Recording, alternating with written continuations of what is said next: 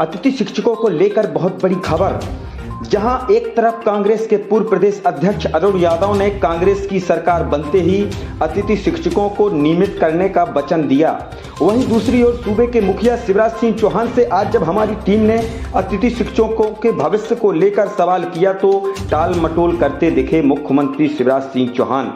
आपको बता दें कि ऐसी स्थिति में अतिथि शिक्षक अब कहां जाएं, अपनी गुहार कहां लगाएं और किससे सुनाएं।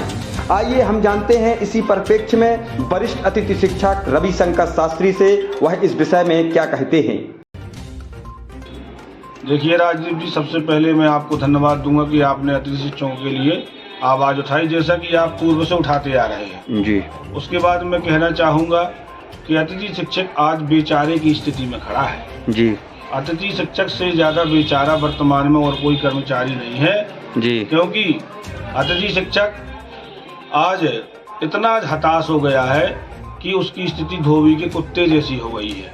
ना वह घर का है और ना घाट का है। बिल्कुल। उसके लिए शासन सत्ता तो जिम्मेवार है ही है जी, लेकिन अतिथि शिक्षक भी उतने ही जिम्मेवार हैं जितने की शासन सत्ता है। कैसे जिम्मेदार है, क्या नहीं कर पा रहे अतिथि शिक्षक, कहाँ कमी रह जाती है उनकी? उसके लिए प्रमुख तो ये है कि हमारा संगठन जो है वो एक है, अतिथि शिक्षक एक है जी, परंतु अतिथि शिक्षक के नाम पर संगठन अनेक हैं। जैसे कि उन संगठनों में सबसे पहले आजाद अतिथि शिक्षक संघ और पात्रता परीक्षा उत्तीर्ण अतिथि शिक्षक संघ और इसके बाद ऐसे कुल मिलाकर के अनेक संगठन अनेक हैं।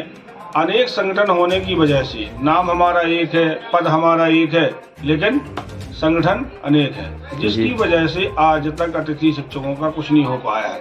हम सब कबीलों में बटे हैं जी, टुकड़ों में बटे हैं, जिसका शासन फायदा ले रही है और कुछ हो नहीं पा रहा, तो इसके लिए अतिथि शिक्षक भी जिम्मेवार है ना।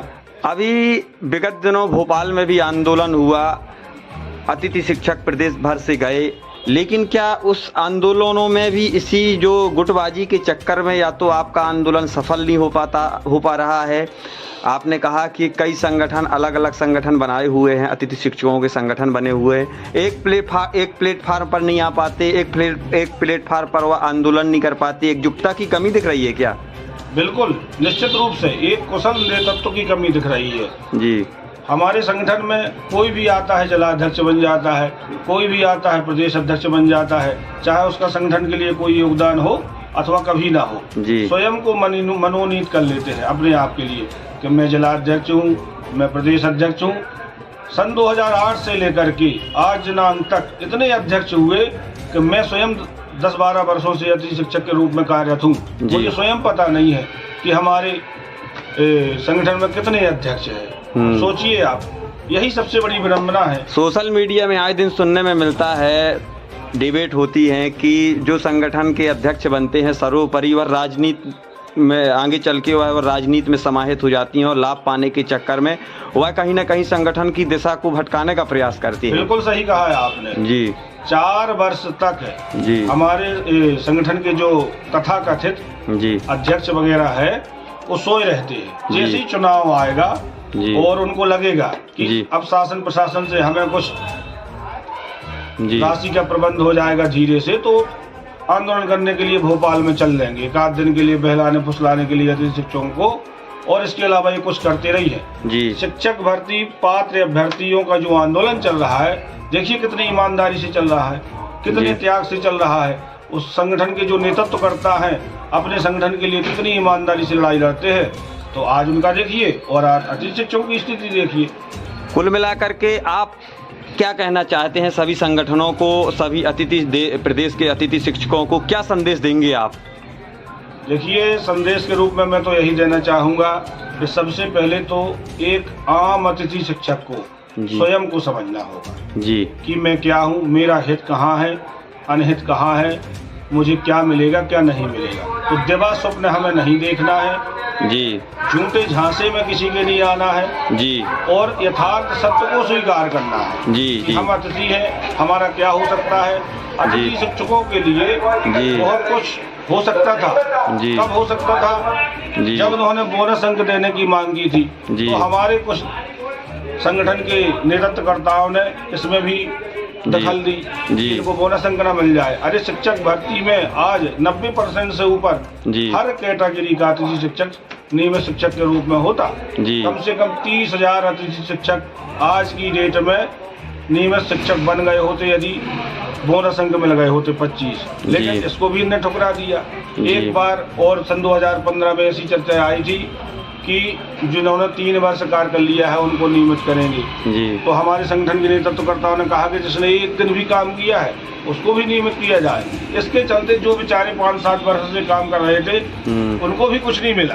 जी। तो सबसे बड़ी बात यह है कि हमें पहचानना होगा कि हमारा हित कौन चाह रहा है, क्योंकि हम शिक्षक हैं।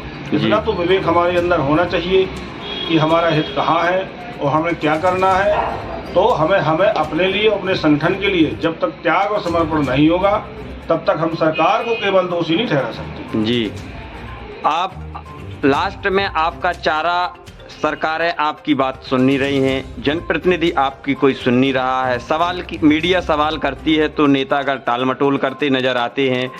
कुल मिलाकर के अब आगे की लड़ाई अतिथि शिक्षक को किस प्रकार से लड़ना चाहिए कि अतिथि शिक्षकों की जायज़ मांगों को सुना जाए, उनके संघर्ष को याद किया जाए, उनके संघर्ष को समझा जाए, उनके त्याग को समझा जाए, जिन्होंने इतने वर्ष तक सेवाएं दी हैं, इतने कम वेतनमान पर काम किया है। तो आप लोग आगे चल कर के क्या करेंगे और क्या करना चाहिए? देखिए, सबसे पहले तो हमें उचित मांग रखना चाहिए। जी। जो उचित मांग है, एक साथ सारे अतिथि शिक्षक कभी नियमित नहीं हो सकते। नियमितीकरण होगा तो चरणबद्ध तरीके से होगा, तो उसके लिए हमारे अंदर धैर्य होना चाहिए। जी। अतिथि शिक्षकों में धैर्य का भी अभाव है।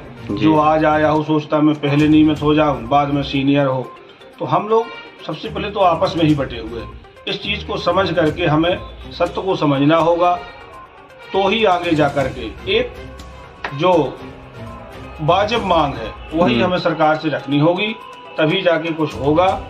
और अपने संगठन के लिए जब त्याग और समर्पण हमारे अंदर होगा तभी हम कुछ। कुल मिलाकर को अतिथि शिक्षकों को एक प्लेटफार्म में आना होगा। कुल मिलाकर आपका कहना है कि सभी को जो अलग धाड़ों में बटे हैं सबको एक माला में पिरोकर चलना होगा, एक रास्ते पे चलना होगा, एक ढर्रे पे चलना होगा, तभी यह लड़ाई संभव है। बिल्कुल बिल्कुल जी। एक ही रास्ते पर चलना होगा तभी कुछ संभव है। यदि हम बटे रहेंगे टुकड़ों में तो सरकार ऐसे ही, देखिए चाहे कांग्रेस हो चाहे बीजेपी, एक बात मैं अच्छे से स्पष्ट कर दूं, चाहे आम आदमी पार्टी 2014 में 15 महीने के लिए कांग्रेस की सरकार बनी थी। जी। हम बिन बुलाए मेहमान कहीं भी पहुंच जाते हैं किसी भी पार्टी के बैनर तले। जी। हमारे जो संगठन के अध्यक्ष है वो इन पार्टियों के गुलाम है। जी। कांग्रेस हो अथवा बीजेपी, हमें अपनी वजनदारी से उसके पास जाना चाहिए। बीजेपी यदि हमारा कार्य नहीं कर रही है तो हमें कांग्रेस का समर्थन करना चाहिए, लेकिन कब?